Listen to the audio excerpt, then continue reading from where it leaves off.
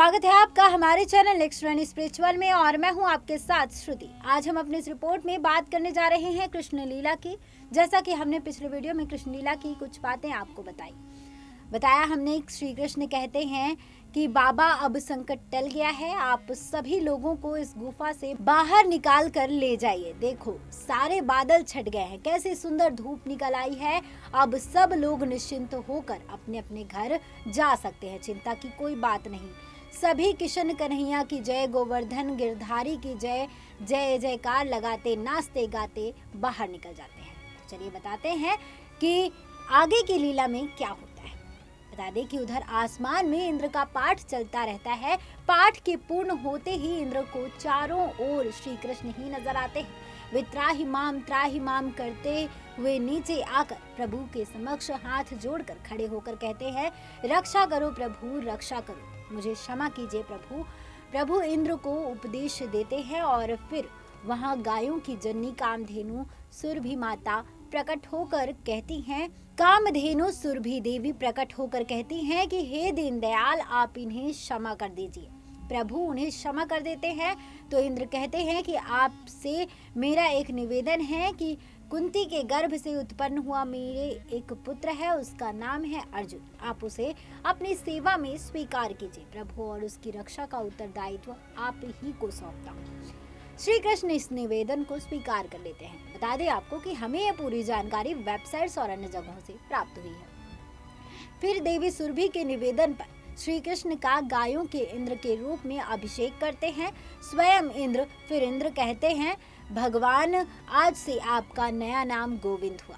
फिर सभी देवी और देवता उनकी गोविंद और गोपाल के रूप में स्तुति करते हैं। इसके बाद भगवान ब्रह्मा जब यह देखते हैं कि श्री कृष्ण अपने ग्वालों का झूठा भोजन कर रहे हैं तो उन्हें उनके भगवान होने पर शक हो जाता है। बता दें कि तब वे अपनी लीला से पहले तो श्री कृष्ण के ग्वालों के गाय बछड़े गायब कर देते हैं, फिर वे श्री कृष्ण के सभी ग्वाल बालाओं को भी गायब करके ब्रह्मलोक ले जाते हैं। श्री कृष्ण यह सब जान लेते हैं तो वे अपनी माया से खुद ही ग्वाल बालों और गाय बछड़े बन जाते हैं। जब भगवान ब्रह्मा सभी को ब्रह्मलोक छोड़कर वापस आकर देखते हैं तो हैरान रह जाते हैं कि ये क्या, मैं जिन्हें छोड़कर आया था वो तो यहीं घूम रहे हैं। फिर वे ऊपर ब्रह्मलोक में देखते हैं तो वहां भी उन्हें ग्वाल बालें और गाय बछड़े नजर आते हैं। वे भ्रमित होकर प्रभु का स्मरण करके कहते हैं कि हे प्रभु, सच क्या है।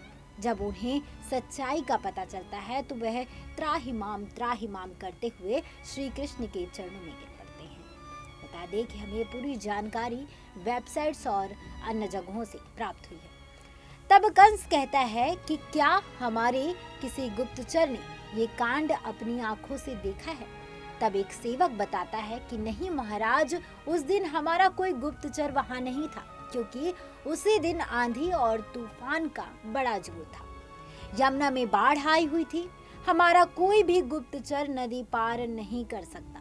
बाद में जब हमारे गुप्तचर वहां पहुंचे तो गोकुल और वृंदावन में सब ओर इसी बात की चर्चा थी। सभी लोगों ने यह दृश्य अपनी आंखों से देखा था। वर्षा और तूफान से बचने के लिए सभी लोग उसी पर्वत के नीचे जा छुपे थे। यह सब सुनकर कंस कहता है, चाणूर, हमने कई बार देवताओं को हराया है, विजयी करते हुए स्वर्ग से लेकर पाताल तक घूमे हैं, किंतु आज तक ऐसा कोई मनुष्य नहीं देखा जो इस प्रकार पहाड़ को अपनी उंगली पर उठा ले। केवल कथाओं में सुना है कि त्रेता में हनुमान जी थे जिन्होंने पहाड़ को उठा लिया था, परंतु वह भी मनुष्य नहीं, एक वानर थे, इसलिए वह कथा भी एक कल्पना ही लगती है।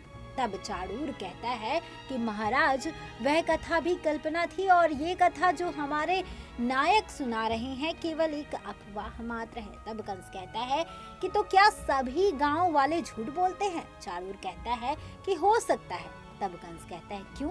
इस पर चाणूर कहता है कि ये देवताओं का एक षड्यंत्र हो सकता है।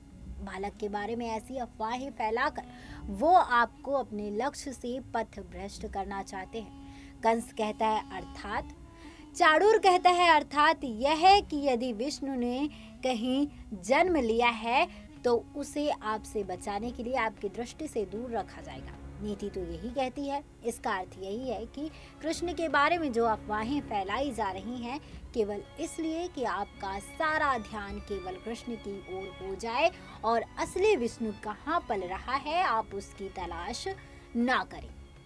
तनिक सोचिए महाराज, जब से आपने अपने असुर भेजने बंद कर दिए हैं तब से ही ये कालिया नाग की कहानी और अब ये पर्वत उठाने का नाटक करने की अफवाह फैलाई जा रही है। इन बातों से तो यह लगता है कि आपके चुप बैठने के बाद भी ऐसी लीला करके ये बालक बार बार आपको चुनौती देने का कार्य क्यों कर रहा है, ताकि आप इसी के पीछे लगे रहें। कंस को चाणूर की बात समझ में आ जाती है। आसमान से ये सभी बातें नारद जी सुन रहे थे। फिर एक दिन बाणासुर भी चाणूर की बात से सहमत होकर कहता है कि ये विष्णु की एक चाल है जिससे आपका ध्यान उधर ही भटकता रहे। स्वयं तो कहीं और छिपा हुआ है और उसने इस मायावी बालक को आपके सामने कर दिया है। यह सुनकर कंस कहता है कि परंतु प्रश्न ये है कि वह स्वयं कहाँ पल रहा है और उसे कैसे और कहाँ ढूंढा जाए। तभी नारद जी नारायण नारायण कहते हुए वहां पहुंच जाते हैं। तीनों उधर देखने लगते हैं। नारद जी उनके नजदीक पहुंचकर कहते हैं कि जो आंखों के सामने मौजूद है उसे कहीं और ढूंढने का व्यर्थ ही प्रयास कर रहे हो। इससे बड़ी मूर्खता और क्या हो सकती है। कंस मुस्कुराकर कहता है, आइए देवर्षि आइए, आज इस प्रकार अकस्मात कैसे आना हुआ। तब नारद जी कहते हैं कि महाराज कंस, हम आपसे मिलने के लिए ही आए हैं। कंस कहता है, अच्छी बात है, विराजिए। तब नारद जी कहते हैं कि नहीं राजन, यह तो राज सिंहासन है, हम साधुओं के काम का नहीं। तब बाणासुर व्यंग से कहता है, तो आपके लिए मृग छाल मंगवाए नारद मुनि। यह सुनकर नारद जी कहते हैं कि उसका कष्ट न करे महाराज बाणासुर, हम जो कहने आए हैं केवल उसे ही ध्यान से सुनिए। तब बाणासुर मदिरापान करते हुए कहता है कि कहिए कहिए, हम ध्यान से सुन रहे हैं। तब नारद जी कहते हैं कि हमें केवल इतना ही कहना है कि आप लोग अपने आप को व्यर्थ ही भ्रम में डाल रहे हो। वास्तव में आपको जिसकी खोज है वह दूसरा कोई नहीं, कृष्ण नाम का एक बालक है जो गोकुल में पल रहा है। यह सुनकर कंस बाणासुर की ओर देखता और फिर चाणूर की ओर। आगे नारद जी कहते हैं कि ये वही है जिसके लिए अष्टभुजा देवी ने आपको इशारा किया कि तुम्हें मारने वाला कहीं और जन्म ले चुका है। यह सुनकर कंस मुस्कुराकर कहता है, अच्छा तो आप केवल यही बताने आए थे। तब नारद जी कहते हैं, हाँ राजन। इस पर कंस कहता है कि परंतु आज आपको ये बताने की आवश्यकता क्यों आन पड़ी। यह सुनकर नारद जी कहते हैं कि इसलिए कि आप चाहें तो अब भी अपने आप को सर्वनाश से बचा सकते हैं।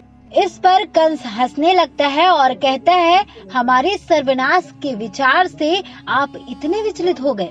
हम नहीं जानते थे कि आपको हमसे इतना मोह हो गया है। यह सुनकर नारद जी कहते हैं कि साधु को किसी से मोह नहीं होता राजन, हमें तो केवल दया आ रही है आप पर।